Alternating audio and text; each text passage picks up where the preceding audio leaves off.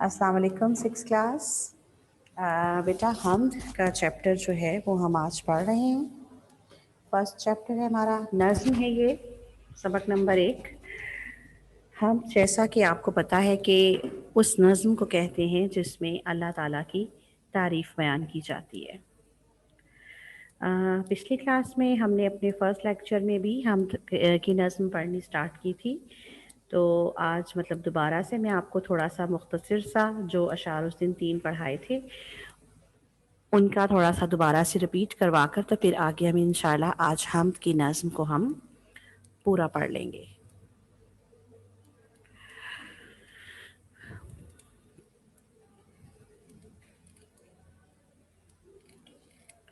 इस नज़्म के शायर हैं इस्माइल मीरठी। नज़्म के एंड पर आप देख रहे हैं कि शायर का नाम ब्रैकेट में लिखा है इस्माइल मीरठी। ये बच्चों के बहुत मशहूर शायर हैं, इन्होंने बच्चों के लिए बहुत ज़्यादा नज़में लिखी हैं। आपने पिछली क्लासेस में भी इनकी बहुत सी नज़में पढ़ी होंगी जो कि आपकी उर्दू की बुक में शामिल थी। तो आज भी हम जो हमद पढ़ रहे हैं वो इस्माइल मीरठी की लिखी हुई है। आपको पहले भी टीचर्स ने बताया होगा कि मीरठ जो है वो शहर है हिंदुस्तान का। तो बहुत से अशार अपने नाम के साथ अपने शहर का नाम लगा लेते हैं, तो उन्होंने भी अपना तखल्लुस जो है वो मीरठ से जोड़कर मीरठी बनाया और अपना तखल्लुस मीरठी रखा, इसलिए उनका नाम इस्माइल मीरठी है।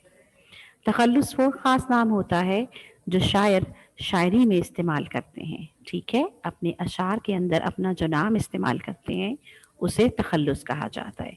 सारा मुबीन बेटा आप हैंड रेज किया हुआ आपने, अगर आपने कोई बात पूछनी है तो बेटा मैं आपको जब 5 मिनट्स रह जाएंगे ना आपका लेक्चर ख़त्म होने में फिर आपसे बात करूँगी। अगर कोई प्रॉब्लम नहीं है वैसे ही हैंड रेज किए तो इसको डाउन कर लें प्लीज़।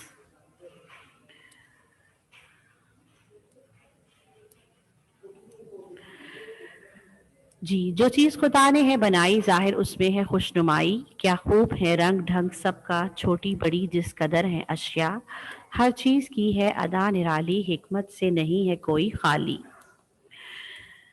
मैंने 3 अशार बेटा पढ़े हैं, ये हम पहले प्रीवियस आपके फर्स्ट लेक्चर में पढ़ चुके हुए हैं।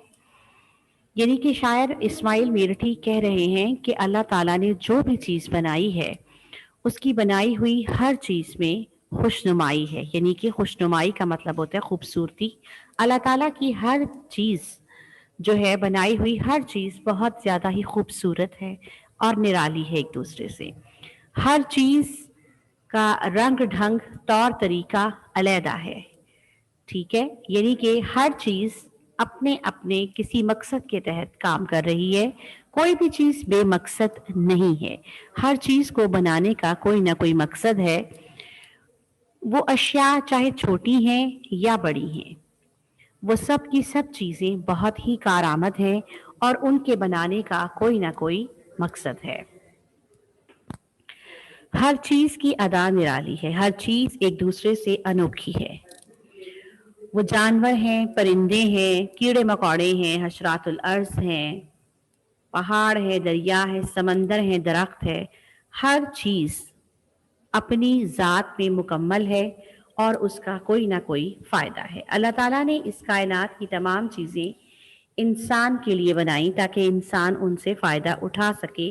अब ये इंसान अपनी सोच और पहुंच के मुताबिक चाहे तो उस चीज़ से फ़ायदा हासिल कर ले तो चाहे उससे नुकसान उठा ले, ये इंसान के इस्तेमाल पे मुनहसर है।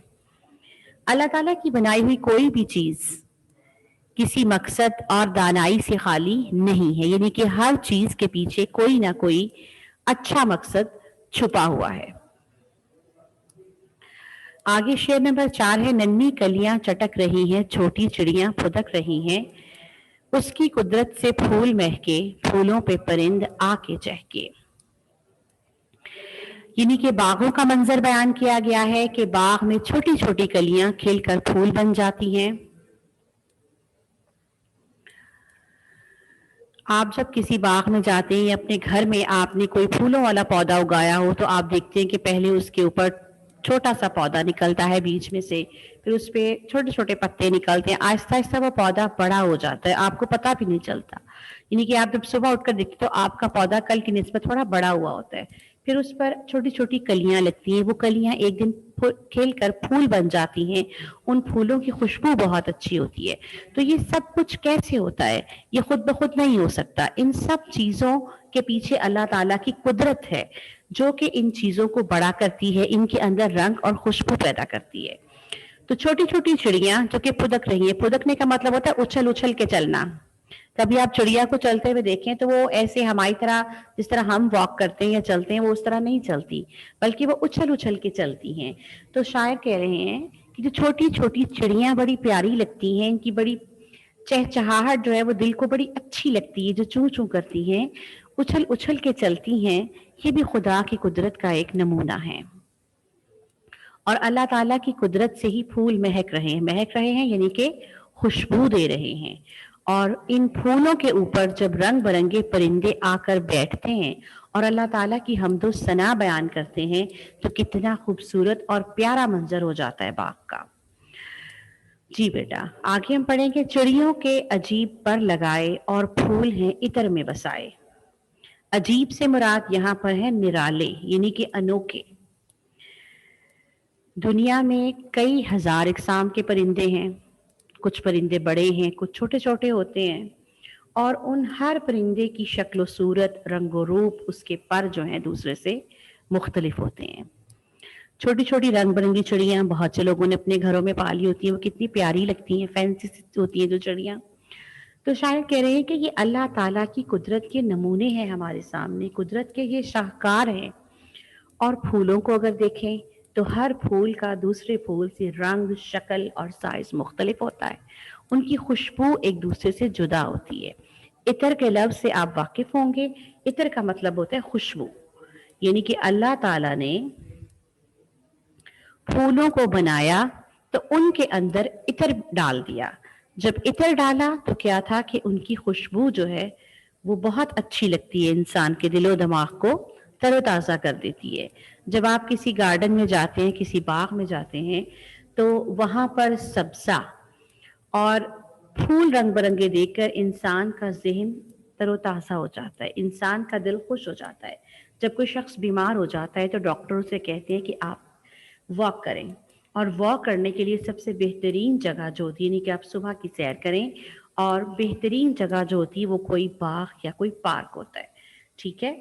तो वहाँ पर जब लोग जाते हैं तो इर्द गिर्द सब्ज़ा जो है वो आंखों को ठंडक पहुँचाता है, और वहाँ की ताज़ा हवा, आपको पता है कि पौधे जो हैं वो ऑक्सीजन छोड़ते हैं, और इंसान को ज़िंदा रहने के लिए ऑक्सीजन की ज़रूरत होती है। हम जो सांस लेते हैं वो हम ऑक्सीजन जो है ऑक्सीजन की वजह से ले पाते हैं। तो वहाँ जब पार्क में आप जाते हैं, किसी बाग में जाते हैं, तो वहाँ पर जाकर इंसान का दिमाग तरोताज़ा हो जाता है, इंसान का दिल खुश हो जाता है, आंखों को बहुत सुकून मिलता है रंग बिरंगे फूलों को देखकर, सब्जे को देखकर। और फिर वहाँ पर बाग में बहुत से परिंदे भी आते हैं। परिंदों की पसंदीदा जगह बागात हैं, कोई पार्क है, बाग है जहाँ फूल पौधे होंगे, वहाँ परिंदे ज़रूर होंगे।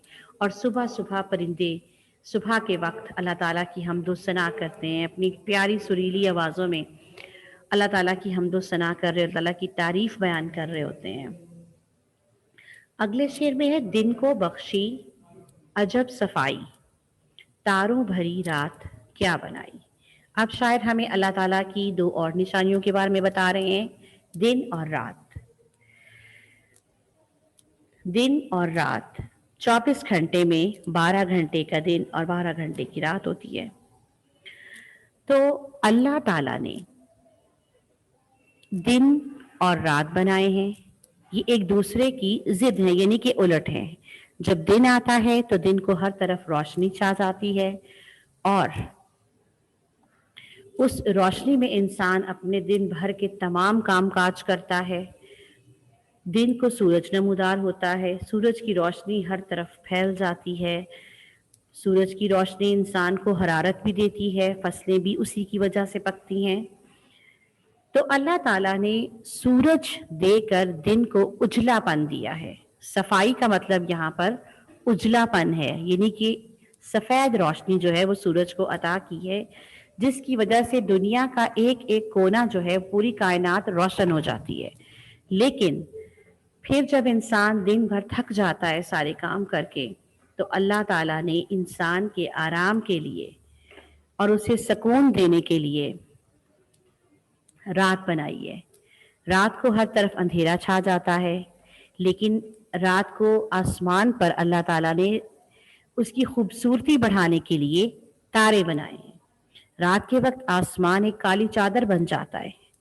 دن کو تو نیلے رنگ کی چادر ہوتا ہے نا جب سورج نکلتا ہے، لیکن جیسے ہی رات آتی ہے تو وہ آسمان کی جو ایک چادر ہے وہ کالی سیاہ ہو جاتی ہے۔ تو اللہ تعالیٰ نے اس کے کالے پن کو، اندھیرے کو کم کرنے کے لیے جو ہے وہ ستارے بنائے۔ رات کے وقت چاند اور ستارے جب چمکتے ہیں تو وہ ایک تو رات کو ہلکی ہلکی روشنی فراہم کرتے ہیں، ان کی ٹھنڈی ٹھنڈی روشنی انسان کو بہت اچھی لگتی ہے۔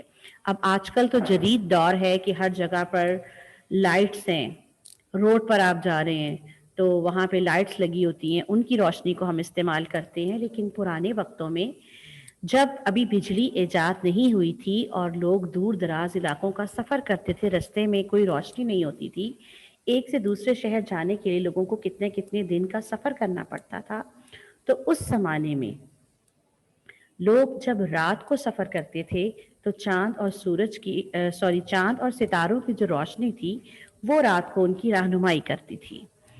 تو اللہ تعالیٰ نے رات کو خوبصورت بنانے کے لیے اس پہ ستارے آسمان پر لگا دیے۔ مٹی سے خدا نے باغ اگائے، باغوں میں اسی نے پھل پکائے۔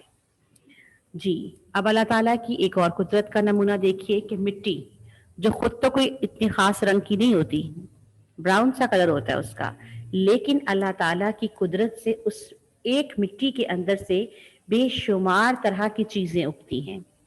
مٹی ایک ہے، اس میں اگر آپ کسی پھل کا بیج بوئیں گے تو پھل پیدا ہوگا، اس میں اگر آپ کوئی سبزی کا بیج بوتے ہیں تو اس میں سبزی پیدا ہوگی، پھولوں کے پودے لگائیں گے تو اس میں سے پھولوں کا پودا جو ہے وہ نمودار ہوگا اور اس پر پھول لگیں گے۔